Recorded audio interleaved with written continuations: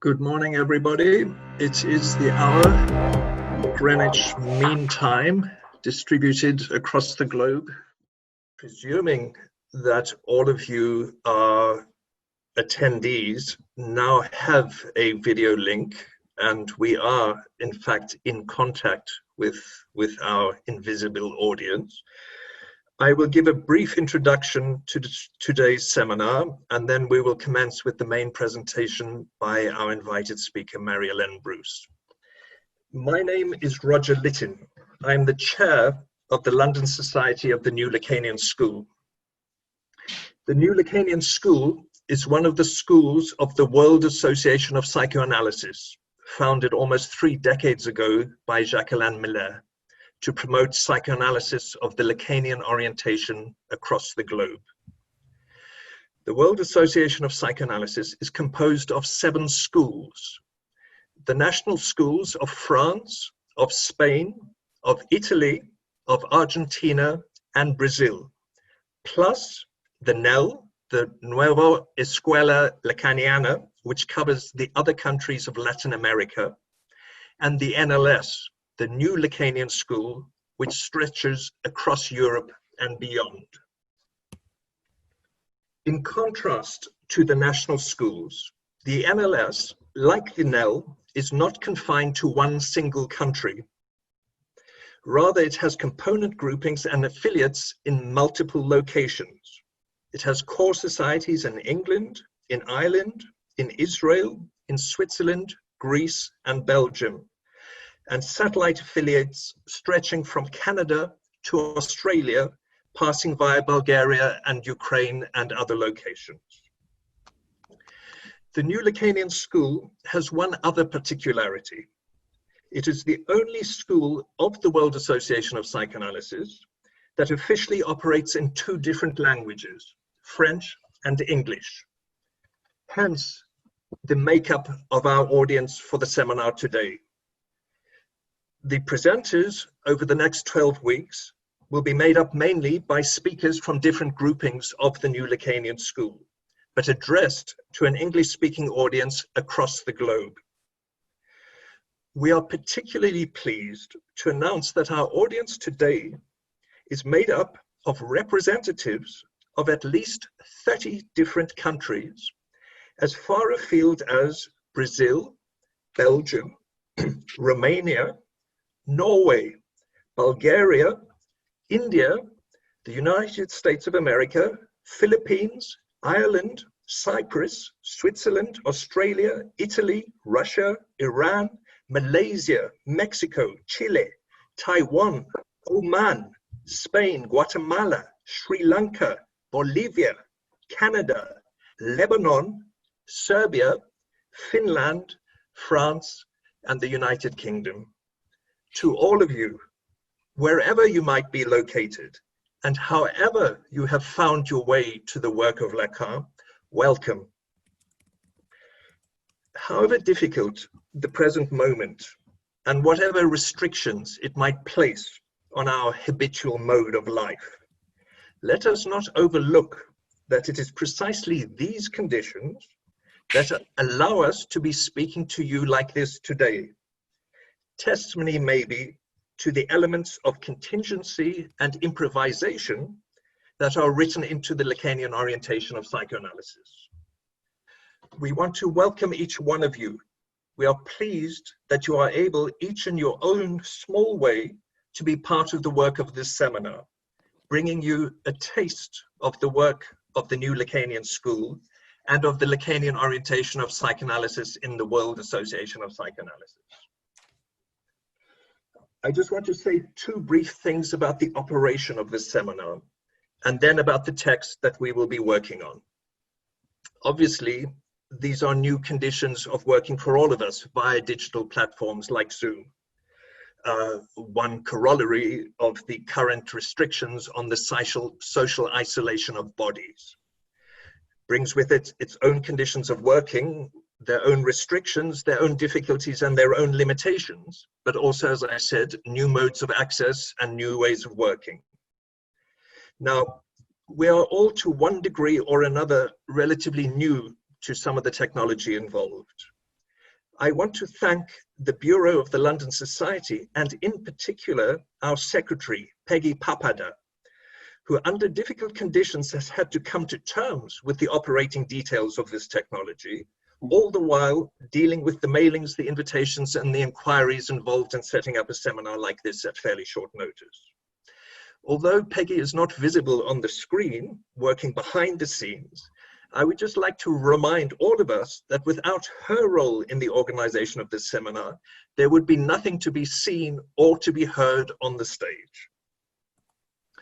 I would also like to take the opportunity to thank all our speakers and discussants making up the panel that you see on the screen, who have been willing to make themselves available at all kinds of times of morning and night, depending on their own location, to work with us and for us on this vital and virtual seminar, which will take place at the same time over 12 weeks, pursuing the 12 chapters of Seminar 17. 1.5 hours for each chapter, devoted to approximately 1 hour for the presentation by the speaker and half an hour of discussion between the speaker, a designated discussant, and the panel as appropriate. Now, this is not actually very much time for us to work with, given the density of some of the elaborations in this seminar. We should not expect that we will exhaust the themes of each of these chapters in the time available to us. We would simply hope to be able to open up a few questions that might provide a stimulus for your own engagement with the seminar and your own continued reading of this text. We also have limited capacity under the conditions of the Zoom platform. We have capacity for 100 attendees. We received almost 300 applications. There's inevitably been something of an effect, shall we say, of random selection. We've tried to at least find a representative sample, making room for the members of the NLS, but also for those who would not otherwise necessarily have access to this kind of work given their geographical location. Of course, there are inevitably people who were not able to receive an invitation this time round. I just want to assure everyone that it will not be the same each time. Applications reopen each Sunday morning for the following week's seminar, via the website of the London Society of the NLS, and we hope to have a recording of each seminar made available fairly promptly on the website of the New Lacanian School for those who were not able to attend the seminar in person, if this is what in person constitutes nowadays. Now, the majority of you will not be visible on screen, unlike the panel that you see. You do, however, have access to a chat function. If you move your cursor to the bottom of the screen that you see, you will find you have a little toolbar that has a chat function that brings up a message panel on the right of your screen. Each one of you is free to type in your own questions, comments, messages, which will be seen by all the other attendees at this seminar. We encourage you to actively participate in the work in this way if you choose, entering your own questions and comments. If we have time to select from some of these questions afterwards, we will attempt to address them. On the screen, as I mentioned, you will see the panel of panelists or participants made up of the speakers and discussants who will be part of this work over the course of the next 12 weeks, giving us, shall we say, something of the style of a seminar, of some kind of living presence interaction of interventions and input. Most of all, they serve as a support for the speaker each week, who to some extent has the most difficult task of all, supporting the weight of speech alone, so many expectant desires that are to some extent invisible and anonymous in our dispersed audience, and seeking to support and animate the work of each one of us. In this role today, we are most fortunate to be able to welcome Marie-Hélène Brousse, who has done us the honor of accepting our invitation to open proceedings and to introduce the seminar for us. She is a member of the ECF, of the NLS. She is an analyst member of the school and an ex-analyst of the school. She has been a teacher for many years at the University of Paris 8.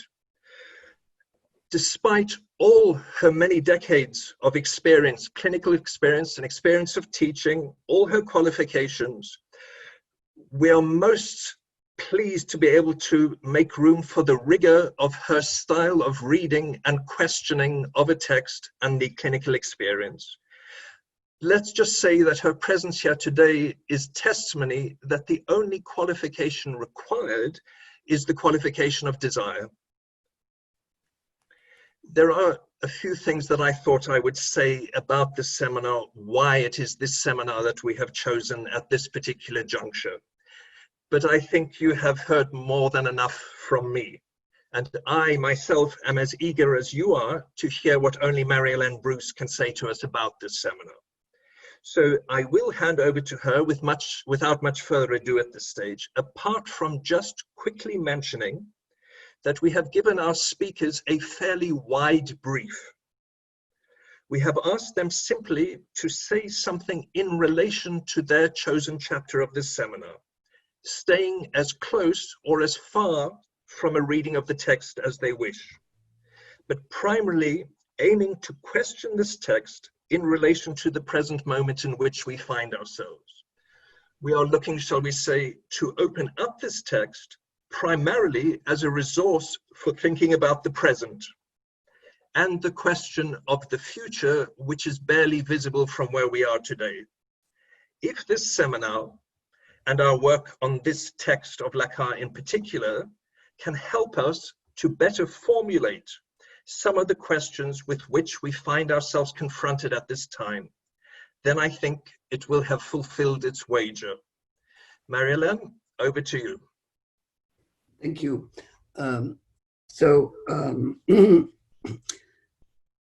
Not only have I been reading the chapter 1, but I have been reading 2 as they were published in 4 issues of the journal of the ECF, the seminar by Miller on the seminar previous to the one we are working today, which is From Another to Another. It's the way I will enter our seminar, The Reverse of Psychoanalysis. Because this seminar, from the other to another, is very interesting. Not only being the one who comes just before the one we are working on, or we will be working on, but it's interesting because during the year of that seminar, From Another to Another, 68, 69, it happened that Miller was away. He didn't attend that seminar by Lacan. He was on his own. He was politically active. And when Lacan asked him how to title this seminar, 16 then, he said, and Lacan proposed the title From Another to Another. He said, wow, c'est banal. It's so banal. And he wasn't there. So the moment of the seminar, The Reverse of Psychoanalysis, is a moment when he comes back with Lacan, when Lacan finds him again with him at his side.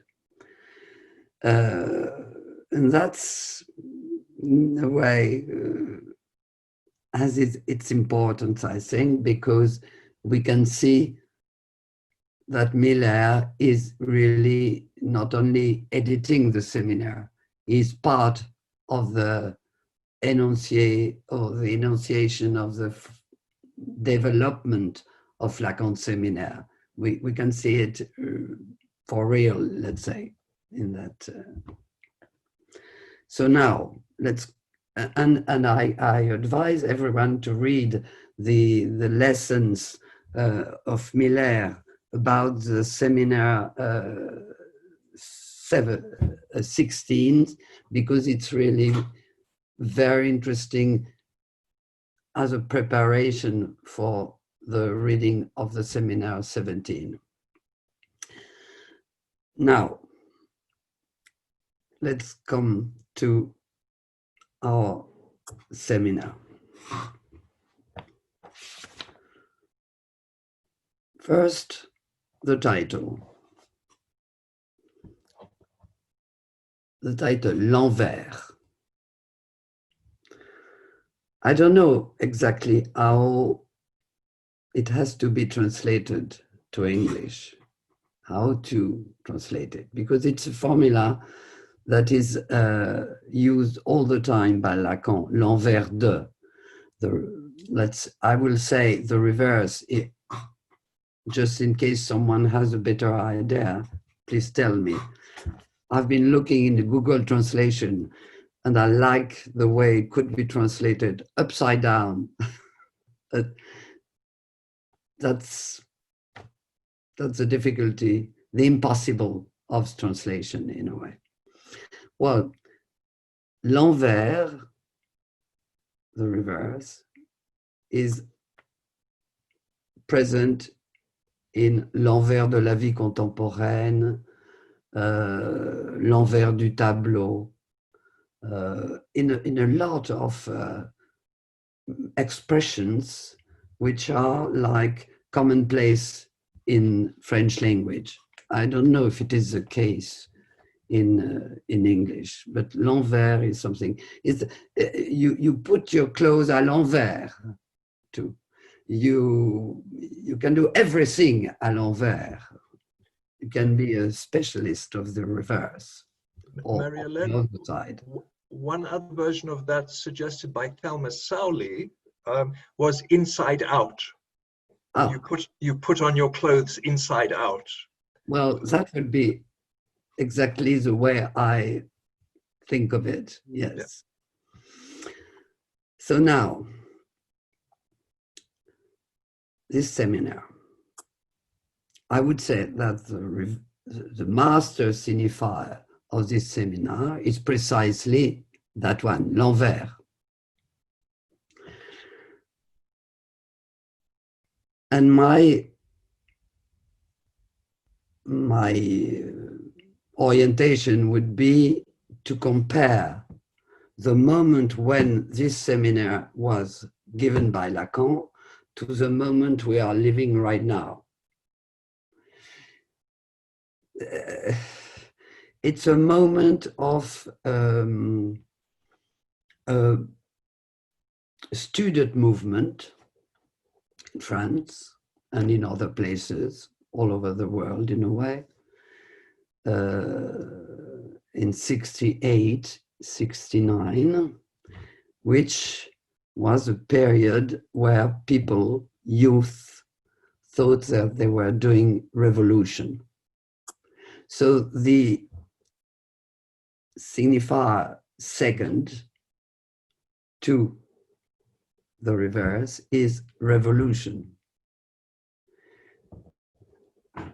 And to tell the truth, it's very drastic criticism of the possibility of any revolution. There is no such thing as a revolution, we could say. Revolution is to be put in the same category than sexual relation. It's something that does not exist, except in the real for the planet. They are making revolution. That is to say that they are coming always at the same place.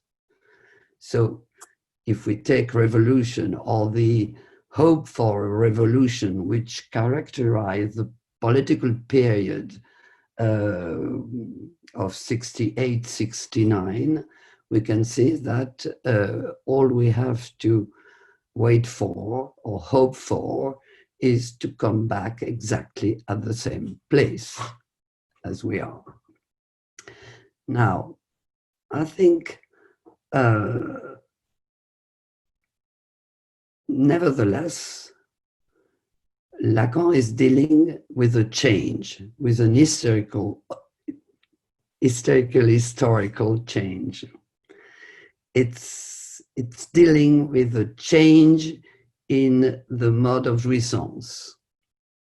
That's the second important point. The first point is coming at the same place, and the second point is there is, yes, a change in the mode of jouissance that Lacan is trying to write, not to enunciate, to write by his invention, because it's a seminar with an invention.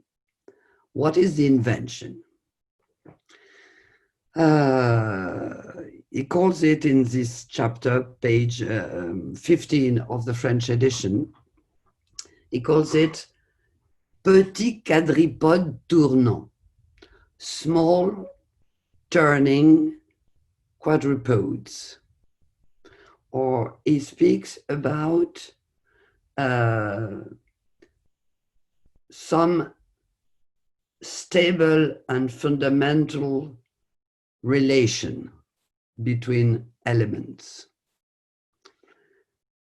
The other term to characterize this invention of his is what he called the famous quart de tour, quarter of turn. You say that this way? I don't listen to you. Yeah, yes, probably better. Quarter turn, just quarter turn. Quarter Okay. turn, yeah. So we got an invention by Lacan, which is these small turning quadrupodes in the place where the students, for example, were putting revolution. So it's a reduction of the pathological, in the sense of pathos, the pathological meaning of revolution, to just this small invention of a 4 places device. I use this term of device. I hope it's not out of place. It's what he calls an appareil. It has to do not at all with words in the meaning of speaking, la parole, has nothing to do with la parole. One of the first sentence important of the chapter is, it's very easy to think un discours sans parole, a discourse without, what would you say, without enunciations, I would say, in order to give the meaning of parole in French. So you don't need any parole. It's a device that authorizes to think about the discourse without using nor enunciate nor enunciations. And the second point is, well, the third one, because I said it's a written device. And the last point is that it's a 4 places device. And in a way, instead of revolution or even subversion, you got the functioning, the working, let's say, of a small quadruped, which allows to give a model of some, what he calls, stable and fundamental relationship between the subjects. By the way, it's the first time that you can read in Lacan the expression speaking being.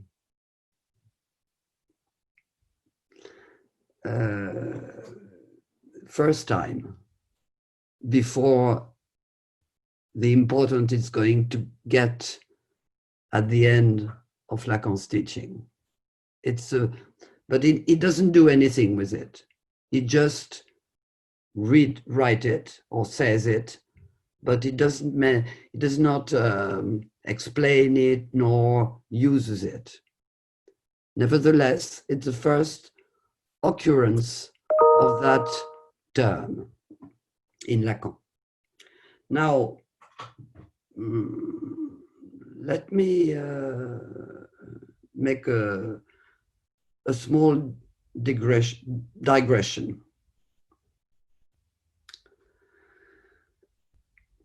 Because of the signifiers, stable and fundamental relationship. That's the expression of Lacan to characterize the model of the pattern of the discourse he is producing. I remembered 4 years ago in England, Theresa May, who happens to have been very, very forgotten right now. But she had used in her political life at that time in such a way that everyone had made fun of it, then it was a buzz. She was using the formula strong and stable. So let's say that strong and stable had at that moment, without the small device invented by Lacan, be like, let's say, what is called in the mode, the language of the young people, a meme. Everything was strong and stable. Well, no, never mind. The quadrupeds are strong and stable for real. But they are, and that's the third point, they are the first organized, let's say, first organized approach by Lacan of politics as such. It's a political seminar from begin to end. It's always important for me when I read whatever, when I read an article in a paper, when I read a book, when I read Lacan Seminaire, to see how does it start and how does it finish. And in that case, it finishes by a discussion of Lacan with the revolutionary students, where he says, where he makes a declaration of his position, saying, I am liberal only as everyone in the measure where, you say where I am anti-progressist. I am against the progress. There is no such thing as a progress. And you have to recall yourself that those 4 quadrupeds are not to be used as one being stronger than the other. They are just the same. There is no one which is better than the other. Maybe you could think that the writing of the analytical discourse is stronger and stabler than the master discourse or the hysterical discourse or the universitary discourse. But no, not at all. There is no such thing as a progress when you change from one discourse to the other discourse. You don't make any progress.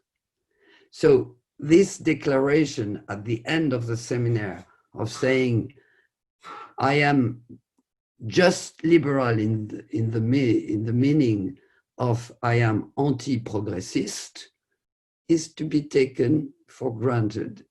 He is not and will never be for a progress. There is no such thing as a progress, which in a way, those small devices signals and allows Lacan to formulate, he says in an algebraical way, that's one of the characteristic he uses to describe his invention of the form of a discourse. He says it's like an algebraical parallel. And there is no such thing as a progress when you pass from one to the other. You just change discourse, which is not easy because precisely of a political element that Lacan in that first chapter introduces to. What element? It's an element that I founded in precisely the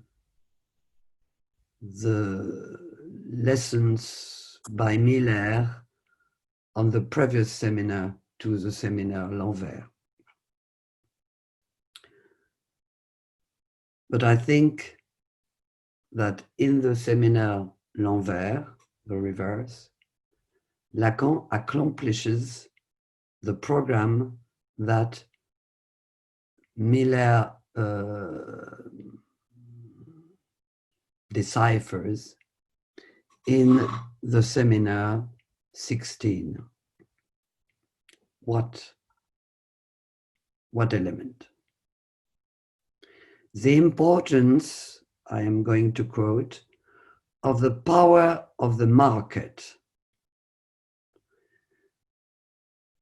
where, he says, Lacan, the USA are in the same time the agent and, I don't know how you say that, the one who have benefits. In French we say bénéficiaire, the one who takes benefit out something. Okay, so is the USA are both agent and bénéficiaire of globalization. And Lacan emphasized at that moment the fact that the market has become absolute and global. And he speaks about empire, an empire, saying that an empire is the same word as emporio, emporion, and that is a shop, a magasin. Maybe not a shop, maybe a place where you put things in order. We say, un entrepôt, a place where you organize things in an order on shelves, and where you go and find what you need. So he says that an empire is always an emporium, and that this emporio or emporium is nowadays global, which implies that everyone is in its place.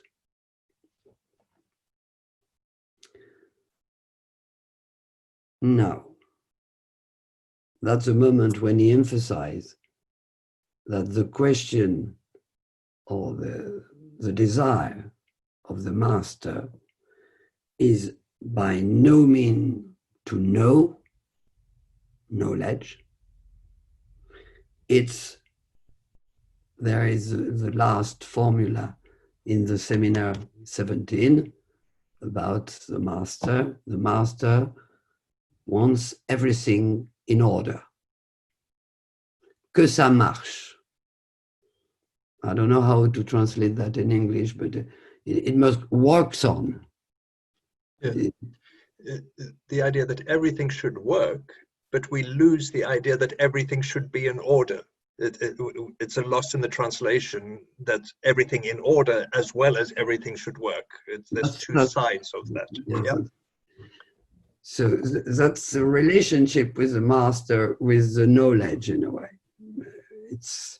It is absolutely irrelevant for the master. Knowledge is irrelevant, even if he takes it from the slave, because Lacan uses here the opposition between master and slave, and Hegel, as usual, in a way. Well, in that political orientation of the seminar, I have tried to emphasize the importance of the epistemic discovery which constitute those three turning quadrupeds, which are more on the side of the algebra. But the other side of the seminar is a political theory taken out from this turning of the quadrupeds. Now, how can we concentrate, let's say, or see how it is concentrated, those political orientations that Lacan is opening in that seminar? I would say the first one has to do with truth.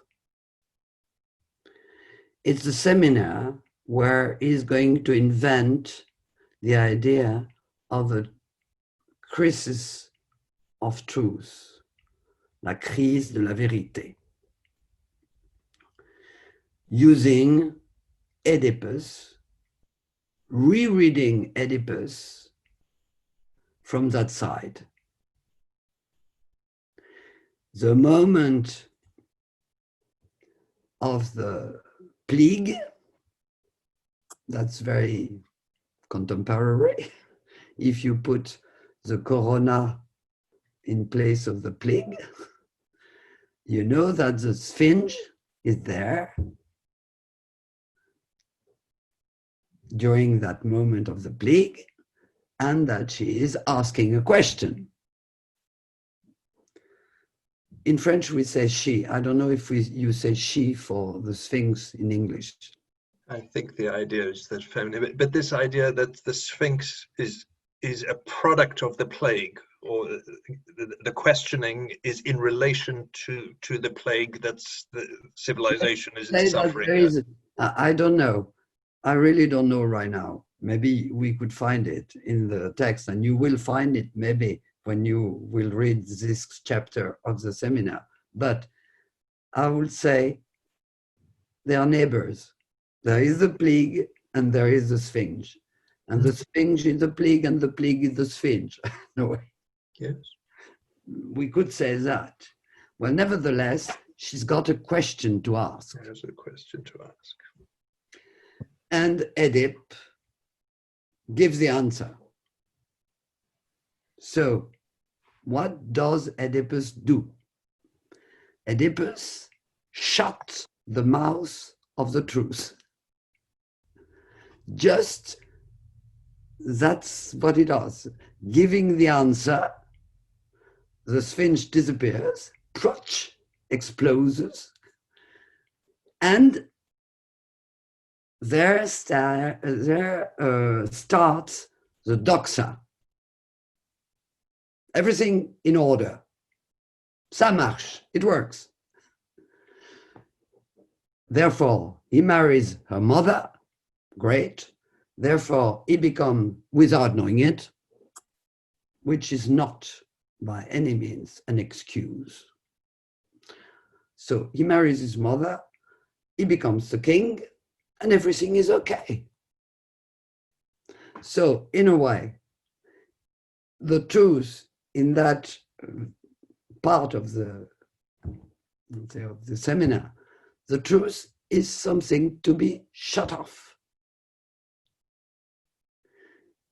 The truth is in itself, or the question of the truth is in itself a crisis.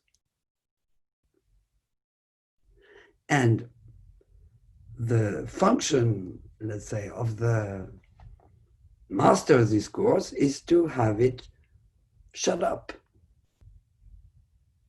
And therefore, to go back to ordinary life, king, queen, fucking, everything is okay. Obedience, everything is okay. Except that it's going to start again afterwards, as we all know. But that's another story. So let's say that there is in the seminar a question about what is truth in relation to heresia and doxa. And by the way, in the lessons by Miller I was speaking about, Miller speaks already of heresia, saying that it wouldn't be exact to say that the doxa is related to heresia. He says that we don't know which comes first. Generally, doxa comes after heresia, generally. But you can have a doxa without an heresia.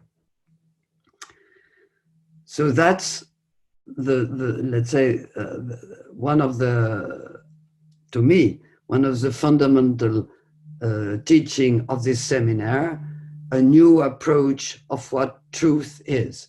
Because of course, when Lacan is speaking about the truth in the Oedipal drama, he's speaking of the truth in an analysis too. There is the let's say, the orientation that the truth becomes a doxa, always, including, and that includes psychoanalysis. As soon as a truth, a clinical, the clinic produces truth, it tends to become a doxa, and therefore loses its power of elucidation, let's say. The second point for me important in politics, and that maybe I will stop on that. The second point is, let's say, something I've discovered, page 19 of the French edition of the seminar. And I loved it.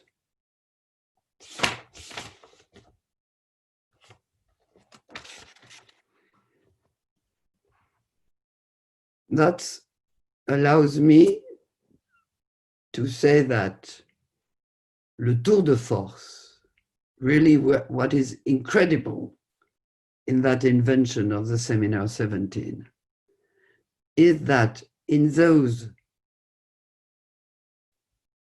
this device, which is the quadrupode, he succeeds, Lacan succeeds in introducing jouissance as a part of it. You can find different paraphers on the living being, the jouissance of the instinct, etc., and the jouissance invented by Freud as death drive. It's all very quickly said in 2 or 3 sentences. But the main point, in my opinion, is precisely that it introduces jouissance in the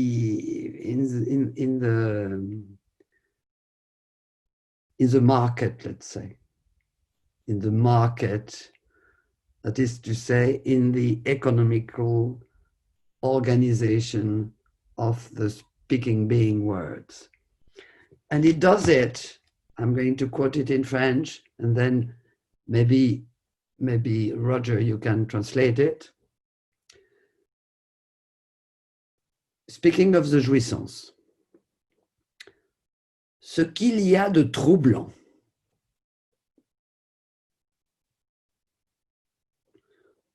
Okay, you translate it? If you can give me the French paging, then I'll 19, look for 19. 19. And then paragraph before the 4th part of the chapter. Read a bit of the paragraph and then we'll find the whole English paragraph in the translation. Ce qu'il y a de troublant, c'est que, il parle de la jouissance, he's speaking about jouissance. Ce qu'il y a de troublant, c'est que si on la paye, on l'a. Et puis, à partir du moment où on l'a, il est très urgent de la gaspiller. Si on ne la gaspille pas, cela a toutes sortes de conséquences.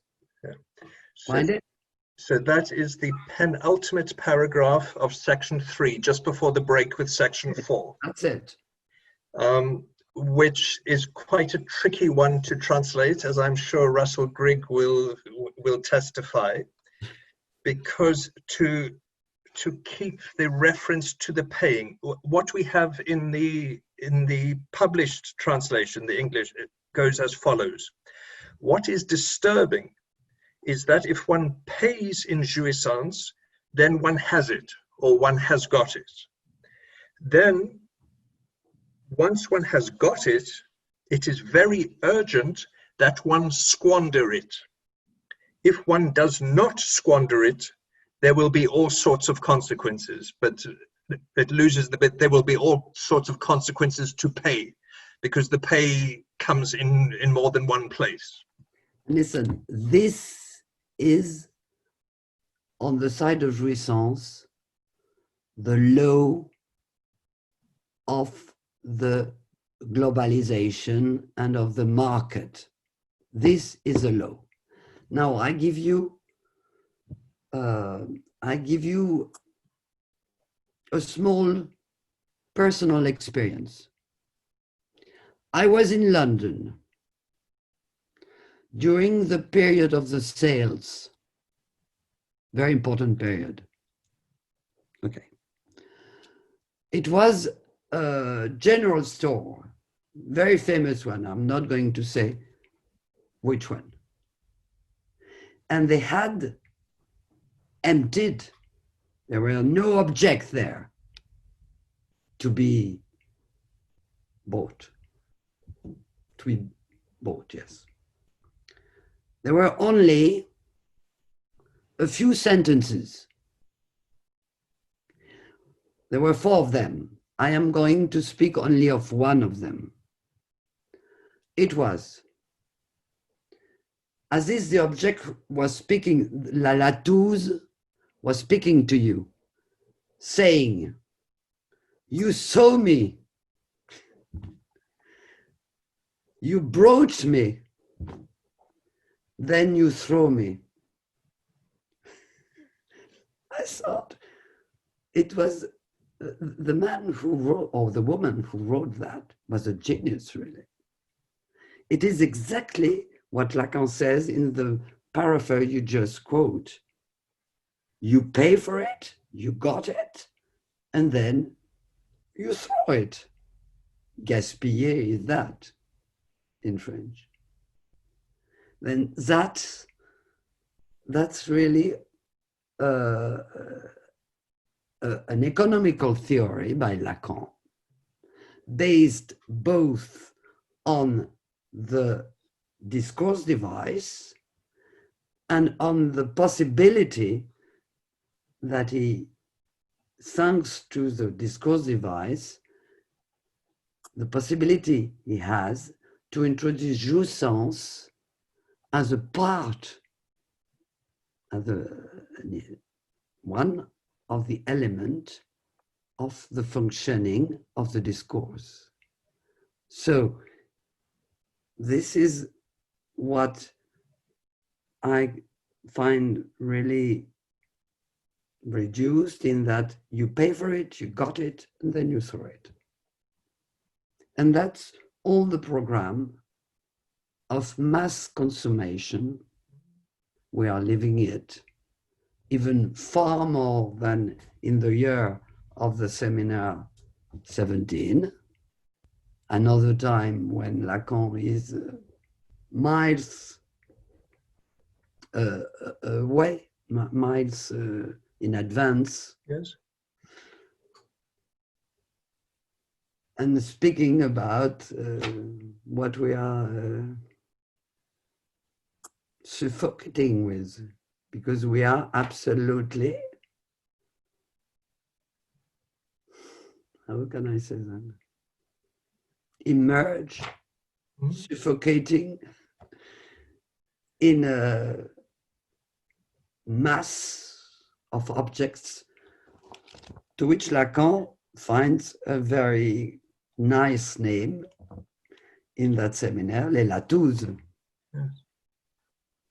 And in a way, they are déchets. How would you say that, déchets? They are trash or rejects or yes, waste. Yeah, waste. Yes, waste. Thank you, Frank. Waste, and as everyone knows, your waste, you always take them back in your face. Whatever way you try to get rid of it, you send it in the space, plof, they fall on. You put them down in the ground, up, they go up.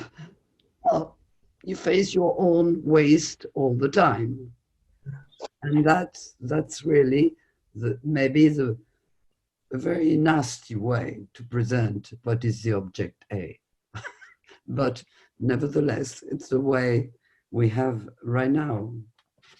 So more or less, that's what I wanted to say. Thank you very much, Marie-Hélène, because you seem to have taken us close to the core of the sequence that will be unfolded through the subsequent chapters of this seminar, maybe which we could track around the rise of the object A on the market. And I am not, and I would be delighted to discuss with some of you about the crisis we are right now encountering with the corona. Of course, it touches precisely our, it prevents us from paying and buying. We cannot go in our shops, or just a little. We cannot buy like we have. There was a little meme circulating by WhatsApp that said, "Isn't it striking that now that people are only buying what they need, the economy is in crisis?" Yeah, well, that's Lacan. When Lacan says that the market is the only beneficiary, is the only one who takes beneficiary from globalization, that's very clear. Yes. Of course, he adds a lot of a comment about politics, saying that about the proletarian, saying that the proletaire is, in the end, has no choice than to become a consumer. The more he products, yes. the more he has to consume. Even if in the end he's consuming his own shit.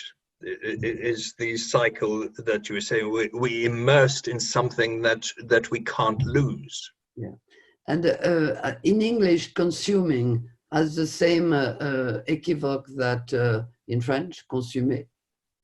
No, not as obviously. In French, you got consumer, consommer. Yeah. In English, you got consumer for consommer, yeah. consommateur. Yes. Et consumer. Is it the same word in English? It's the same word, burning. Is to use up, is to consume. I don't know if I'm missing the other meaning.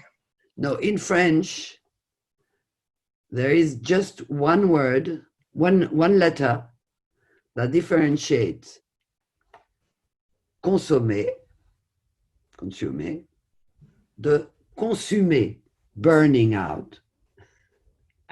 To achieve. To achieve, yeah. It exists in English. Consummate, fun enough, precisely in relation to the sexual act. Yes, is to exactly. consummate the relation. Yes. It does then. Great. Yeah. The difference between O and U. Yes. I'm going to make room for other questions from our discussant or from the panel, but given where you've brought us to, Marie-Hélène, with the role of consumption as that ambiguity, one term that stood out for me reading this first chapter in consuming, yes, and consummate directly to waste. Yeah. Yeah. On that point, one term that stood out for me in reading this chapter is, funny enough, the word ambiguous. It's striking how many different uses Lacan is making of the same terms. all the different uses of knowledge in the different registers. But one of the key, shall we say, ambivalences is the status of the object A as a minus and a plus, as a loss and a surplus. And it seems that paragraph that you've located at the end of the third section goes to that point, is how to lose the surplus, which is maybe the key, not just to the economic problem that we're dealing with.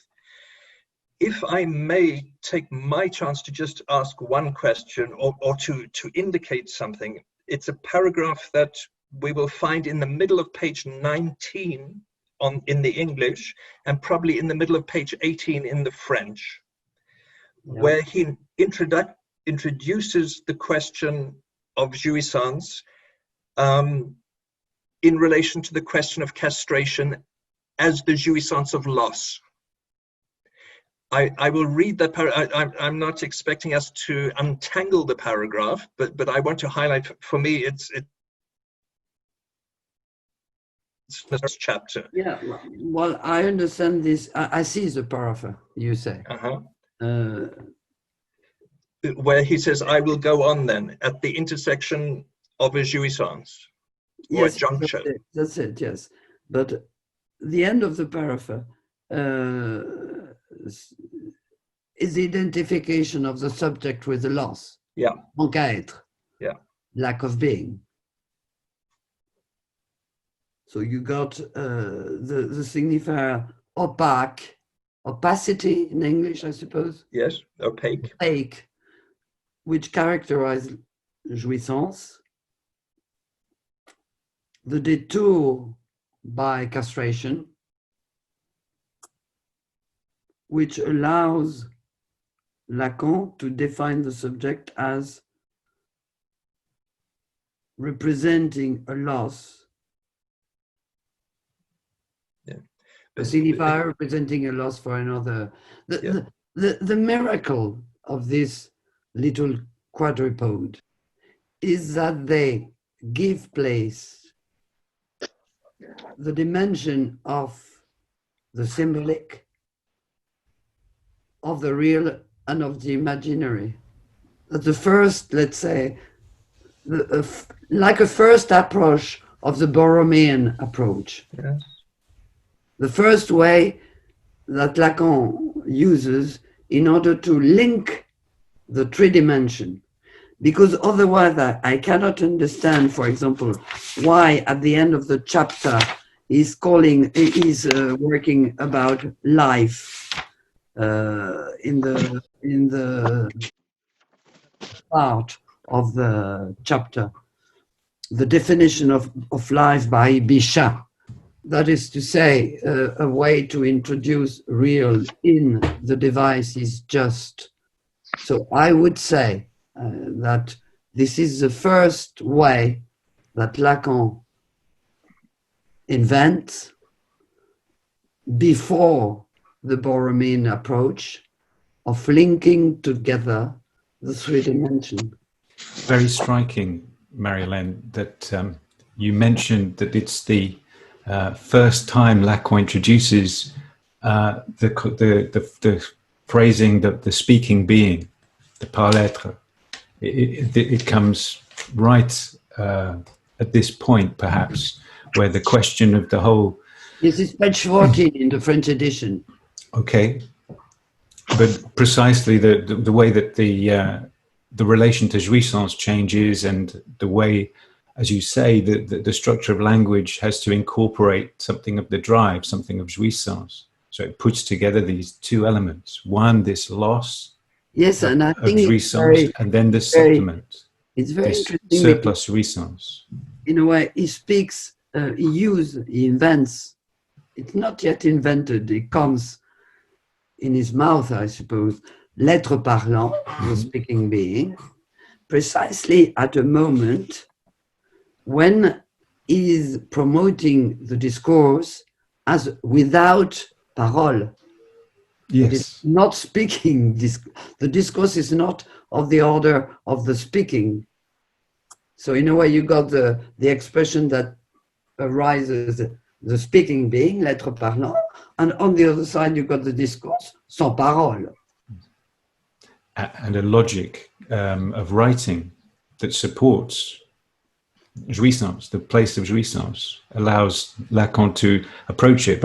It's very surprising in this seminar, for me at least, that when Lacan says the death drive, you can't see it through behavior.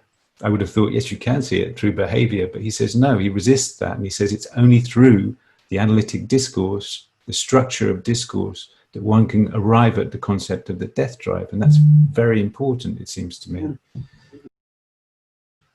I was very struck by what you said about truth and the Oedipus, the place of truth being shut up by Oedipus, as the Sphinx represents this conjunction between the plague and the question of the crisis that it opens up. And this term plague came back to me. There is a place that Lacan talks about history. It's in one of the Yale lectures, the North American lectures. He talks about history being nothing but a history of epidemics. And he says the Roman Empire was an epidemic, the Christianity an epidemic, psychoanalysis, of course, the plague. And it seems to me that at the moment... A lot of us has written about the corona, what came to the mind, but no one of us dared to compare, which could be done, psychoanalysis to corona. Well, because it could be done by Freud. It has been done by Freud. On the way to America. Yes. We are bringing them the plague. He says to Jung. Yes. Yes. The orthodox. But I wanted to make the connection between this epidemic. What is the epidemic that we're living at the moment? On the one hand, it's obvious. It seems that it's coronavirus. But if you take it as in the historical sense that Lacan speaks about there, and if we take it in relation to the discourses, it's the conjunction between science and capitalism is in a way the epidemic that we are facing. And it's in that respect, perhaps. It's an epidemic. I just lost it. When you spoke and you gave me an idea and it's gone. Okay. Well, I try to find it back. The corona is strictly the consequence of our moving all around. Yes. Yes. Business trips to Wuhan. Yeah. Yeah. It's both a symptom of our mobility, and it turns out the only treatment is immobility or social isolation. And I must say, no, I must not say precisely. If there's something that you must not say, I know we have a question from Patricia Tassada. Let me just finish, if I may, just this point, which is, I was going to say, what I wanted to say is, Lacan says at one point that psychoanalysis is, the discourse of psychoanalysis is different from all the other discourses in that it doesn't take itself as truth. And this may be perhaps one possibility, thinking about the subversion that Lacan operates here and the kind of at the level of of course one subversion is the discourse of the unconscious as the discourse of the master, and the analytic discourse as a subversion of that discourse on the one hand, but in a way, when you speak about the rotation of discourses, one thing that the discourse of capitalism I've understood from somewhere holds is precisely the circulation of discourse. Phil, in an analysis, truth is what you say, and that's it. And that's it. Mm-hmm. If you tell me the moon is Oh, no, it doesn't work. I have no idea about that. An orange. If you say, I don't know, that your study is red, it is red for me in an analytical discourse. Yes. Well read too. Yes. Because There is no, as Lacan says, there is no meta-langage. yeah, Therefore, you say it's red. Although I perceive it's white, I agree, it's red. I wanted to say that I was quite struck by how you, Marie-Hélène, proposed in the way that Lacan proposes the equivalence or the equality of the rings in the Borromean knot. You very clearly presented it in the same way the discourses, because by excluding the analytic discourse to make it the exemption, even though, of course, Lacan says himself that the analytic discourse is the only discourse that doesn't aim at domination. But nevertheless, I liked the way you presented the discourses as equivalent in a way. Well, I'm not sure that the analytical discourse, at least at that moment of the teaching of Lacan, aims at, do not aims at domination. In a way, if you put the object A in the place of the adjunct, you put jouissance at the place of domination. Mm-hmm. And the intervention by Miller, the very famous, very extraordinary intervention by Miller in Commendatuba, is exactly that. He says he makes an equivalent in that intervention in Commendatuba between the analytical discourse and the master's discourse. Which then in one way or another becomes a political economy of jouissance. We have a question from Patricia Tessara, who has very politely raised her digital hand. Thank you. Yes, I do the question, right? Thank you very much, Marie-Hélène, for your conference. I was thinking... It was a chat, it was not a conference. Okay, a chat. I was thinking, taking your question about to try to think between us the contemporary situation, and after reading this paragraph of page 18 in the Spanish version, and I think it's 19 in the French one, when you talked about to pay what we the objects and then waste them. Yeah. It is just at the end of part 3. I was asking myself about the next sentence. The next sentence that says, if we do not waste, then we have to pay for the consequences.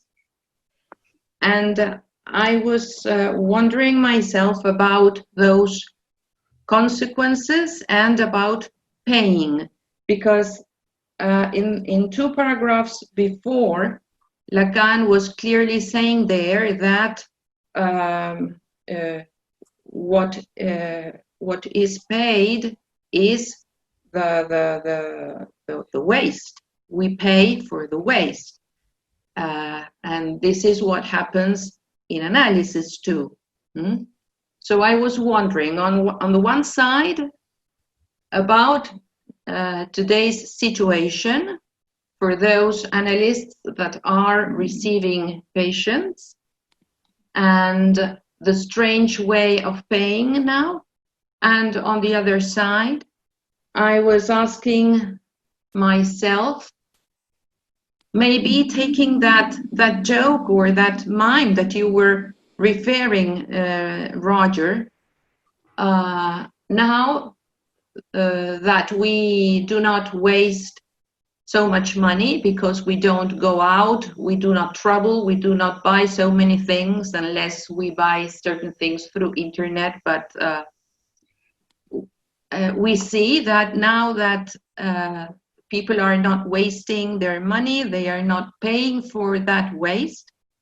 The economic crisis is also catastrophic. No, I like your idea to develop the sentence, if you don't waste it, it has all kinds of consequences. Yes. I like it. What kind of consequences? Well, so I see one from the clinic of children.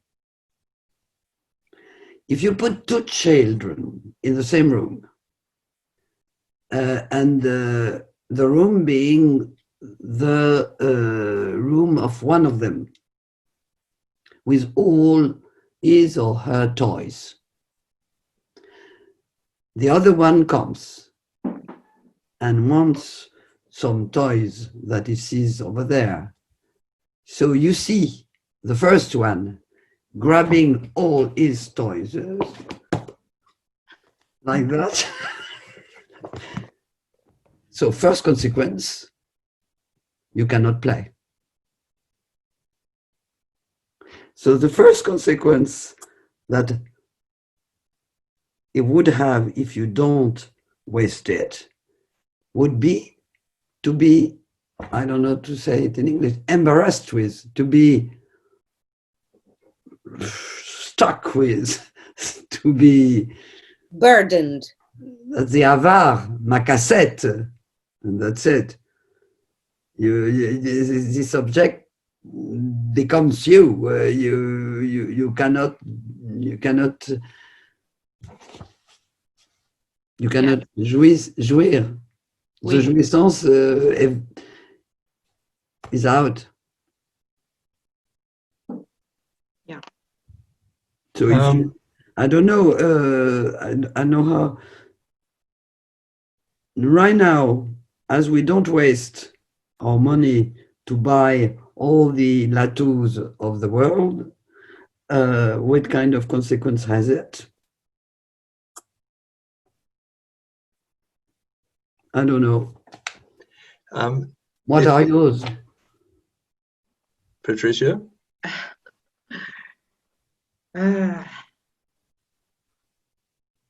My consequence is that as I have many difficulty to write, I can write. Right now, yes, I can write. Yes, the same happened to me. But I have to say that I feel I feel I'm tired. I'm tired. Something that happens in the body. I'm tired. And maybe I move little. Yes, we are more connected, but I feel it's hard for me. To tell the one small part of the truth, I think the analysts that we are, that I see here, have a great use of confinement, because really we don't move a lot. We're used to confinement, yes. Oh, yes. Yeah.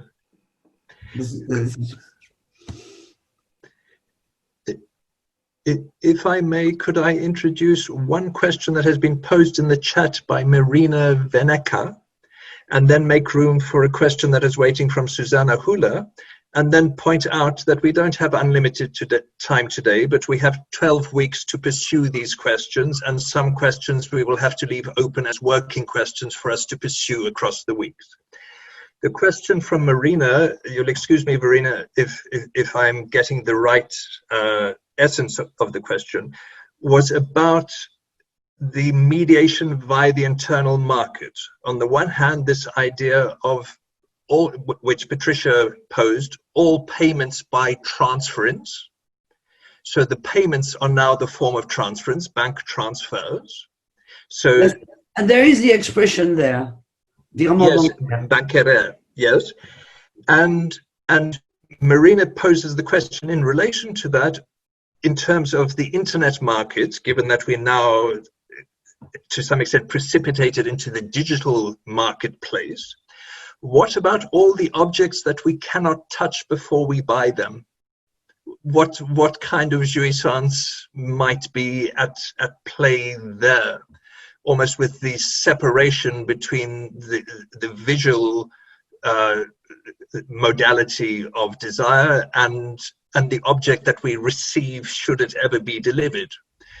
We have a strange prismatic dispersion of some of the coordinates of our desires, and again, what Patricia was saying about our physical economy of jouissance is being reworked. What comes to my mind in order to associate with this question is, but I'm going to speak of myself. I cannot speak for other par lettre. What I don't have is la matière, which is a play on word. La matière, the material, you would say. Yeah, what is the matter? The material, the substance of things. I can see them, but I cannot. I don't have access to their materiality. Let's say to the grain of the grain, thing, something like that. Mm-hmm. Yes, and that changes everything. Okay, thank you, Marie-Hélène. It's a lot of jouissance, tremendous. Yes, which is maybe freed up without location, without purchase, in the signifying sense of purchase. We see all kinds of points of jouissance freed up by the reorganization of the parameters that usually pin us down, and we maybe are having to work out new modes of working that jouissance and localizing it, given that this is the seminar of places. But time, and then there's the temporal coordinates, which we can't ignore even though we're on it. So Susanna Hula has had a question waiting, and I think we will make that the last question, whatever discussion comes out of that, and then we will have to keep some of our questions to work in the ensuing week until we're able to meet again next week. Peggy, can you free up Susanna to pose her question? I was stricken by the fact when I was reading this chapter before today that twice during the lesson, Lacan stands still and he looks at himself saying, but in the page 15 in English, 14 in French, he says, but we, feeble beings, as we will keep on discovering for ourselves at every turning point over the course of this year, we need meaning. And then he says again in page 19 in English, which would be 18 in French, it is a futile search of meaning. But as I have already said, let's take note of what we are. What we are, speaking beings, is feeble beings that need meaning. Now, I think that in this situation of the corona, even people that we thought they were intelligent were pushed to find a meaning of the pandemic in some hidden intentions of the Chinese, for instance. A program that was programmed beforehand, and that gives, as it were, it gives meaning to what is happening. And after hearing of your talk, Marie-Hélène, I thought in the same moment in which he brings jouissance to the market, Lacan is criticizing ourselves as feeble beings that look for meaning. That's it. Yes, yes, yes. But meaning is one of our best way of jouissance.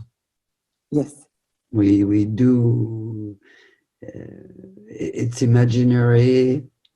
It's symbolic. But it's a way of jouissance. But I was thinking about what is excluded, what is the jouissance excluded, connecting your question with the question of Patricia Tassara. I said, I mentioned the lack for me of la matière in French, the material. But of course, if you're French and if you're Lacanian, you can hear an equivoque there. L'âme, à tiers. Tiers, c'est-à-dire au tiers. So I think that's what I wanted to ask, by the way, to my English speakers colleague. That's the opposition between sens, which I think you translate meaning, et signification. How do you translate signification? Colleen, Litten. Yeah, I think we have access to the terms. We have access to the term signification, but we're not very clear, certainly, about the distinction between signification and meaning. Well, what about even sense? In structural terms, Vincent? I think you would say the meaning of life. You would not say the signification of life, meaning the same thing. So no, there is Monty Python film. You mean? No. In common language, because there is a movie called Meaning of Life. Sorry? There is a movie, very good movie, on the meaning of life. Yes, but the signification of life would not have meant. What I was trying to say is that in English, I think we know the difference. It's not that easy to define it, but we know by use that difference. It would be useful, I think, to differentiate it. But in the example I just fall on, la matière, l'âme à tiers, they're easy. On the side of meaning, everyone understands what it is. But of course, on the side of signification, it's less easy. Well, the signification of an equivocation, I think, is an excellent question. What is the signification of an equivocation? I just wrote an article on that. It has to do with the difference between Sinn and Bedeutung. Absolument. But that's in German, not in English. Back to Frege. No, but we can rely on Frege to look for a difference in English. The English text we had a seminar with Miller during 1 year dedicated to sens et signification. It was an amazing seminar, a long time ago. The one, let's say, truc, the device I use in order not to get lost, if you take the planet Venus, if you say the morning star or the night star, you are on the side of meaning. Yes. And if you say un nom propre, a name, like Venus, you are on the side of signification. Uh-huh. So for me, in order to help me, each time I think about signification, I associate it to les noms propres. But Lacan didn't write the meaning of the phallus. No, absolutely. Bedeutung. Mm-hmm. But he had to use the German language. Yes, to make it clear. Yeah. Do we not arrive towards a point where the only reference of language is jouissance, satisfaction? Is there not a point where the shift goes from, let's say, the enjoyment of meaning, the jouissance, to the notion that reference itself is always indexed on jouissance? So jouissance as the reference of discourse. But well, let yeah? me just say you one thing. Jouissance means everything. Therefore, it means nothing. You can speak of the phallic jouissance, you can speak of the non-phallic jouissance, you can speak of the jouissance of the object A, the jouissance du surmoi, whatever. So we really have a problem with jouissance. Mm-hmm. Well, many problems. We have many problems with jouissance. Yes, that's for a speaking being, but as trying to understand the theory of psychoanalysis certainly is it's complicated. In that seminar, it's not, because it's the jouissance of the object A. So therefore, it's easy. But it will not be easy forever. Goodbye, everyone. Could I thank you, Marie-Hélène, for all the pathways you have opened up for us today with some of your provocative suggestions and questions. Can I thank all the panelists for the support they've given us in supporting this conversation, our discussant Phil Dravers in particular. Can I thank all of you who've given up your time on the Sunday morning to write your questions on the chat, to be part of this ongoing work. And nobody's going to answer them. And well, in the end, psychoanalysis at least offers us the promise that we might be able to answer some of our own questions in due course. But this being a series, we have the option of resuming the series next Sunday morning at the same time. Guest speaker Vicente Palomera speaking on chapter 2, The Master and the Hysteric, designated discussant Gabriella van den Hoven. I thank you all, most particularly the technical team, and registrations for next week open Monday morning on the website. It's not possible to register for the whole series, 1 week at a time. Thank you everybody for your participation. We look forward to seeing and hearing from you next week. Bye-bye. Thank you very much, everyone. Thank you for you and the NLS. Bravo. Thank you.